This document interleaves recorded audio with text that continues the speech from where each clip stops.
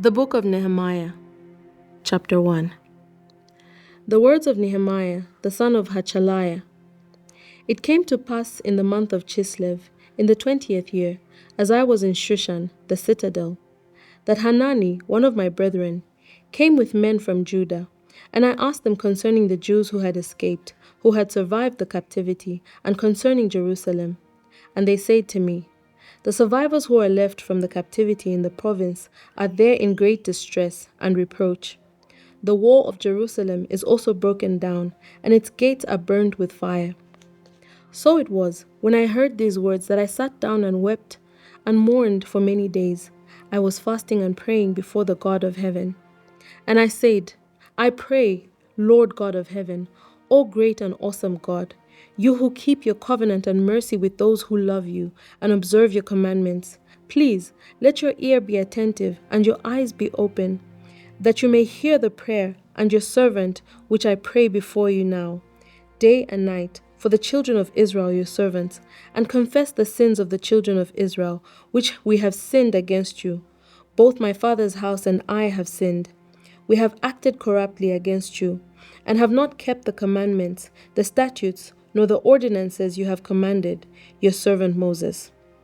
Remember, I pray, the word that you commanded your servant Moses, saying, if you are unfaithful, I will scatter you among the nations. But if you return to me and keep my commandments and do them, though some of you were cast out to the furthest part of the heavens, yet I will gather them from there and bring them to the place which I have chosen as a dwelling for my name. Now these are your servants and your people, whom you have redeemed by your great power and your strong hand. O Lord, I pray, please let your ear be attentive to the prayer of your servant and to the prayer of your servants who desire to fear your name, and let your servant prosper this day, I pray, and grant him mercy in the sight of this man, for I was the king's cupbearer. Chapter 2. And it came to pass in the month of Nisan, in the 20th year of King Artaxerxes, when wine was before him, that I took the wine and gave it to the king. Now I had never been sad in his presence before. Therefore the king said to me, why is your face sad, since you are not sick? This is nothing but sorrow of heart.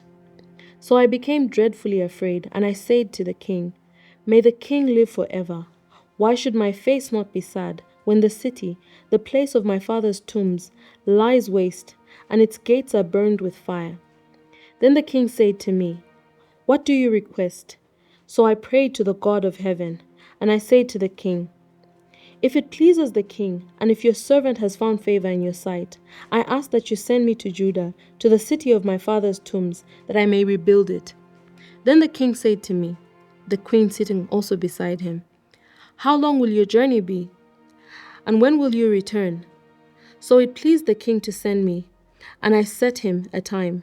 Furthermore, I said to the king, if it pleases the king, let letters be given to me for the governors of the region beyond the river, that they must permit me to pass through till I come to Judah, and a letter to Asaph, the keeper of the king's forest, that he must give me timber to make beams for the gates of the citadel which pertains to the temple, for the city wall, and for the house that I will occupy. And the king granted them to me according to the good hand of my God upon me. Then I went to the governors in the region beyond the river, and gave them the king's letters. Now the king had sent captains of the army and horsemen with me. When Sanballat, the Horonite, and Tobiah, the Ammonite official, heard of it, they were deeply disturbed that a man had come to seek the well-being of the children of Israel. So I came to Jerusalem, and was there 3 days. Then I arose in the night, and a few men with me. I told no one what my God had put in my heart to do at Jerusalem, nor was there any animal with me, except the one which I rode. And I went out by night through the valley gate, to the serpent well and refuse gate, and viewed the walls of Jerusalem which were broken down, and its gates which were burned with fire. Then I went on to the fountain gate, and to the king's pool, but there was no room for the animal under me to pass. So I went up in the night by the valley, and viewed the wall. Then I turned back and entered by the valley gate, and so returned. And the officials did not know where I had gone, or what I had done. I had not yet told the Jews, the priests, the nobles, the officials, or the others who did the work. Then I said to them, You see the distress that we are in, how Jerusalem lies waste, and its gates are burned with fire. Come, let us build the wall of Jerusalem, that we may no longer be a reproach. And I told them of the hand of my God which had been good upon me, and also of the king's word that he had spoken to me. So they said, Let us rise up and build. Then they set their hands to this good work. But when Sanballat the Horonite, Tobiah the Ammonite official, and Geshem the Arab heard it, they laughed at us and despised us, and said, What is this thing you are doing? Will you rebel against the king? So I answered them and said to them, The God of heaven himself will prosper us. Therefore, we his servants will arise and build, but you have no heritage or right or memorial in Jerusalem. Chapter 3. Then Eliashib the high priest rose up with his brethren the priests, and built the sheep gate. They consecrated it and hung its doors. They built as far as the Tower of the 100, and consecrated it, then as far as the Tower of Hananel. Next to Eliashib, the men of Jericho built, and next to them, Zakar, the son of Imri, built. Also the sons of Hassenah built the fish gate. They laid its beams and hung its doors with its bolts and bars. And next to them, Meremoth, the son of Urijah, the son of Koz, made repairs. Next to them, Meshullam, the son of Berechiah, the son of Meshezabel, made repairs. Next to them, Zadok, the son of Bana, made repairs. Next to them, the Tekoites made repairs, but their nobles did not put their shoulders to the work of their Lord.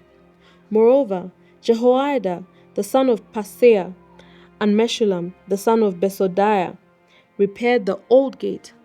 They laid its beams and hung its doors with its bolts and bars. And next to them, Melatiah, the Gibeonite, Jadon, the Meronothite, the men of Gibeon and Mizpah, repaired the residence of the governor of the region beyond the river. Next to him, Uzziel, the son of Harhiah, one of the goldsmiths, made repairs. Also next to him, Hananiah, one of the perfumers, made repairs. And they fortified Jerusalem as far as the broad wall. And next to them, Rephaiah, the son of Hur, leaders of half the district of Jerusalem, made repairs. Next to them, Jediah the son of Haramath made repairs in front of the house. And next to him, Hattush the son of Hashabniah made repairs. Malchijah the son of Harim and Hashub the son of Pahath Moab repaired another section, as well as the tower of the ovens.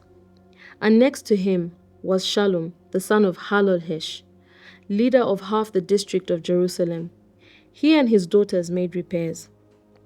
Hanan, the inhabitants of Zanoah, repaired the valley gate. They built it, hung its doors with its bolts and bars, and repaired 1,000 cubits of wall as far as the refuse gate. Malchijah, the son of Rechab, leader of the district of Beth Hakerem, repaired the refuse gate. He built it and hung its doors with its bolts and bars. Shallun, the son of Kol-Hose, leader of the district of Mizpah, repaired the fountain gate. He built it, covered it, hung its doors with its bolts and bars, and repaired the wall of the pool of Shelah by the king's garden, as far as the stairs that go down from the city of David. After him, Nehemiah, the son of Azbuk, leader of half the district of Beth-zur, made repairs as far as the place in front of the tombs of David, to the man-made pool, as far as the house of the mighty. After him, the Levites, under Rehum, the son of Beni, made repairs. Next to him, Hashabiah, leader of half the district of Keilah, made repairs for his district. After him, their brethren, under Bavai, the son of Henadad, leader of the other half of the district of Keilah, made repairs.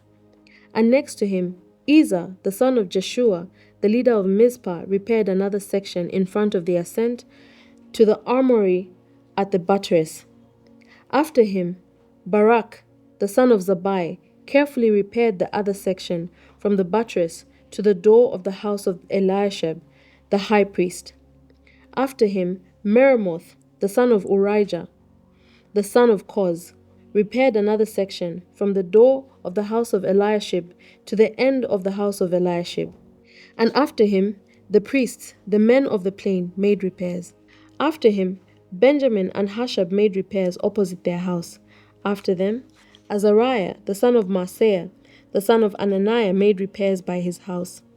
After him, Binnui, the son of Henadad, repaired another section from the house of Azariah to the buttress, even as far as the corner. Palal, the son of Uzai, made repairs opposite the buttress and on the tower which projects from the king's upper house, that was by the court of the prison. After him, Pedaiah, the son of Parosh, made repairs.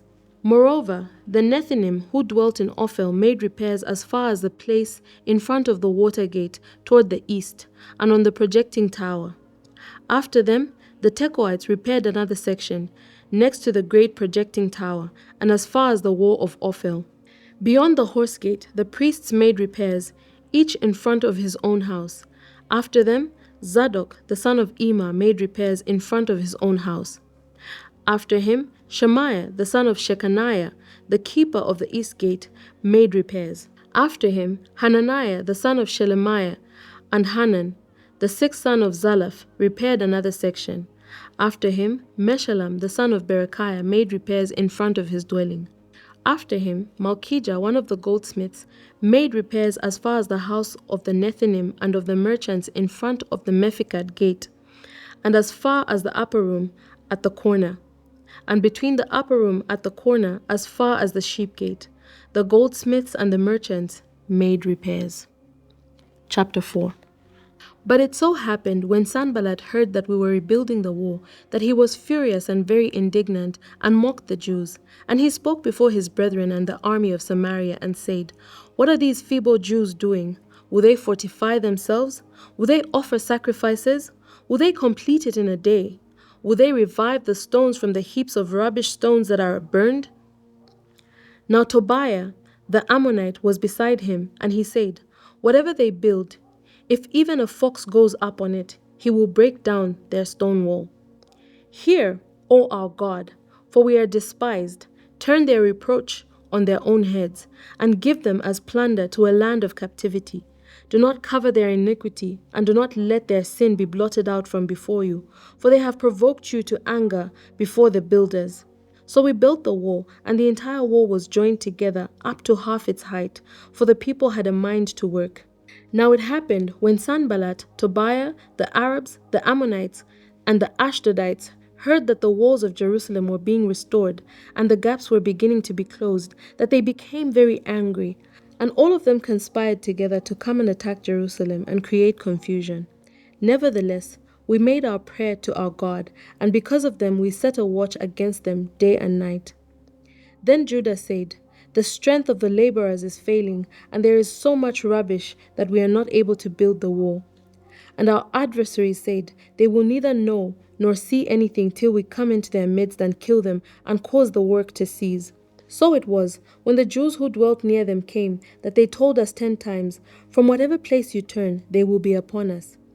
Therefore I positioned men behind the lower parts of the wall at the openings, and set the people according to their families, with their swords, their spears, and their bows.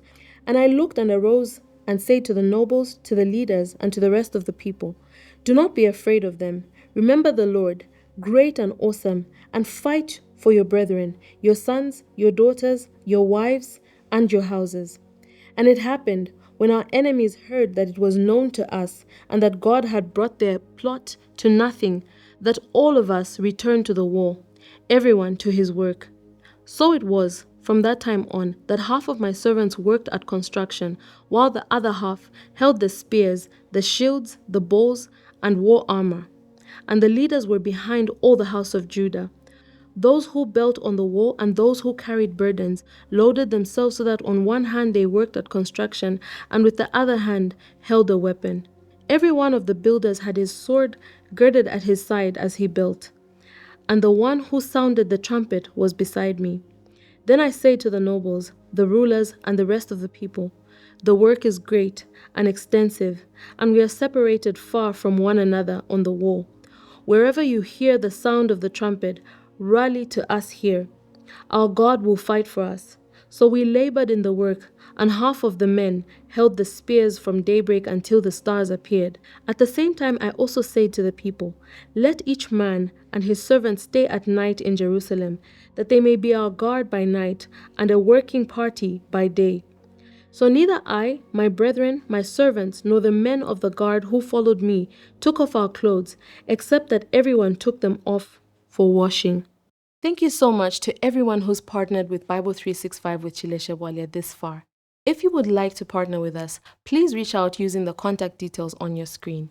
God bless you. Shalom, shalom.